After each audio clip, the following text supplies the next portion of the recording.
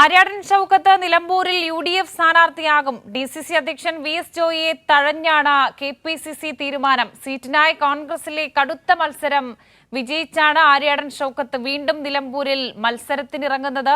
DCC president VS Joy ഉയർത്തിയ പ്രതിരോധം നേതൃത്വത്തെ സമ്മർദ്ദത്തിലാക്കി. 4 തവണ മന്ത്രിയും 34 വർഷം MLAയുമായിരുന്ന മുതിർന്ന കോൺഗ്രസ് നേതാവ് ആര്യാടൻ മുഹമ്മദിന്റെ മകനാണ് KPCC general secretary Aryadan Shoukath. നിയമസഭയിലേക്ക് മത്സരത്തിനിറങ്ങുന്നത് 2ാം തവണ. 2016 നിലമ്പൂരിൽ തന്നെ മത്സരിച്ച് 11,504 വോട്ടുകൾക്ക് PV അൻവറുമായി പരാജയപ്പെട്ടു.